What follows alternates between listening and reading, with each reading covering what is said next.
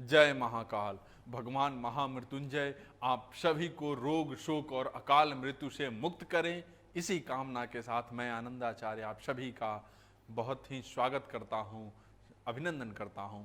दर्शकों, आज मैं बात स्वास्थ्य की करने वाला हूं। आज मैं बात स्वास्थ्य तन और स्वस्थ मन की करने वाला हूं। आज मैं बात निरोगी काया और उत्तम स्वास्थ्य की करने वाला हूं। आज मैं स्वस्थ जीवन के 3 महत्वपूर्ण सूत्र बताने वाला हूं।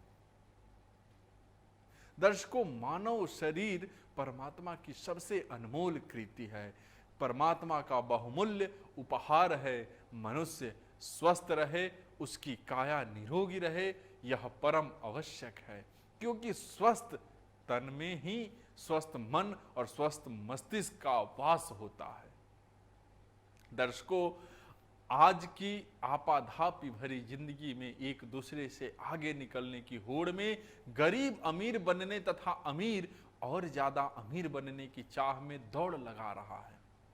मनुष्य 24 घंटे पैसों के पीछे भाग रहा है। भाग दौड़ भरी जिंदगी में स्वास्थ्य तक का ख्याल नहीं रख पा रहा है। नाना प्रकार की बीमारियों का शिकार हो रहा है। गंभीर और जानलेवा बीमारियों के अलावा तनाव और गिरते स्वास्थ्य को लेकर आज भी चिंतित है। दर्शकों, देश की महिलाओं का भी कमोवेश यही हालत है। महिलाएं भी इसी श्रेणी में शामिल हो चुकी है। घरेलू हो या कामकाजी, उनके रहन सहन का स्तर भी गंभीर बीमारियों को न्योता दे रहा है। ग्रामीण महिलाओं की स्थिति तो और भी दयनीय है।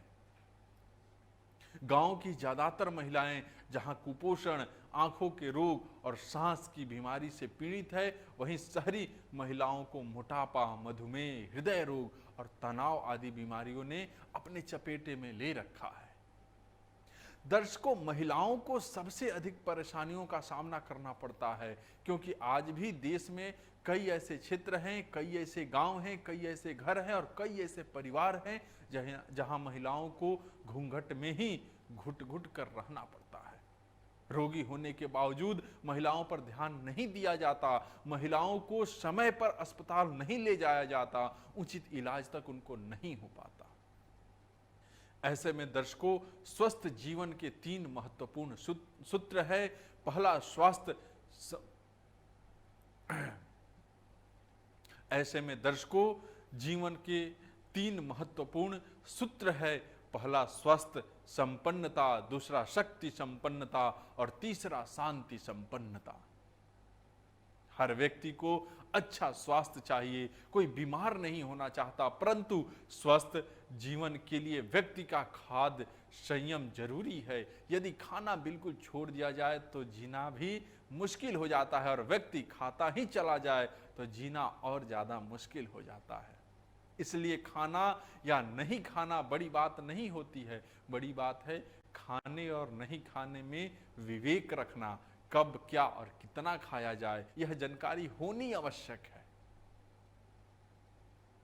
जिसकी पाचन क्रिया दर्शकों कमजोर हो, उसे तो अधिक सावधानी बरतनी चाहिए। अगर वह ज्यादा खाना खाता है, गरिष्ठ भोजन करता है या बार बार खाता है, तो उसके अच्छे स्वास्थ्य की आशा नहीं करनी चाहिए। साधक को तो खान पान पर और अधिक ध्यान देने की आवश्यकता होती है, क्योंकि भोजन से स्वास्थ्य और साधन दोनों प्रभावित हो सकते हैं। जो लोग बौद्धिक श्रम करते हैं, उन्हें खाने का संयम अवश्य रखना चाहिए।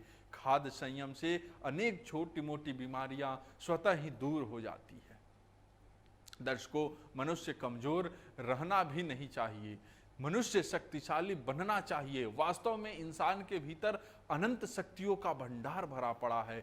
जरूरत इस बात की है कि वे अनंत शक्तियां प्रकट हों। मनुष्य के पास ज्ञान शक्ति, चिंतन शक्ति एवं कर्म शक्ति है। अगर वह अपने शक्ति की जरूरत करे, अगर वह अपनी शक्तियों को जागरूक करे और सही दिशा में लगाएं, तो वह हर क्षेत्र में विकास कर सकता है। शक्ति संपन्न व्यक्ति वर्तमान में जीना चाहता है, क्योंकि उसे अपनी क्षमताओं पर विश्वास होता है। वह कोई भी कार्य अपनी शक्ति, श्रम, संयम और सोच के समन्वय के साथ करता है, जिससे अपने जीवन को सार्थक कर सकता है। दर्शकों, मनुष्य शरीर से सबल बन ताकि रोग तनाव आदि उसे प्रभावित न कर सके। मनोबल, संकल्प बल, संयम बल आदि का होना भी जरूरी है। अगर किसी व्यक्ति का मनोबल मजबूत है, वह दृढ़ संकल्प शक्ति वाला और संयम से के प्रति उसकी गहरी निष्ठा है, तो ऐसा कोई कार्य नहीं जिसे वह नहीं कर सकता। व्यक्ति नई शक्तियों को जगाने का हर संभव प्रयास करे और अच्छे कार्य का संकल्प ले तो वह वर्तमान जीवन को और भी बेहतर बना सकता है। परंतु दर्शकों, जहां क्रोध है, लोभ है, झगड़ा है, असहिष्णुता है, वहां व्यक्ति की शांति नष्ट हो जाती है। जहां परिवार में कलह होता है, वहां अशांति का वातावरण बन जाता है। शांति की प्राप्ति भौतिक पदार्थों से नहीं होती। शांति की प्राप्ति त्याग और संयम से होती है। लालसा की तेज धार में बहने वाला व्यक्ति कभी शांति का दर्शन नहीं कर सकता। वह हर समय अशांति की आग में झुलसता रहता है। स्वास्थ्य संपन्नता, शक्ति संपन्नता और शांति संपन्नता हो तो मनुष्य अपने जीवन को न केवल सरल, सुगम और सफल बल्कि सार्थक भी बना सकता है। आज के लिए बस इतना ही। आप सबका हमारे साथ जुड़े रहने के लिए बहुत बहुत धन्यवाद। जय महाकाल।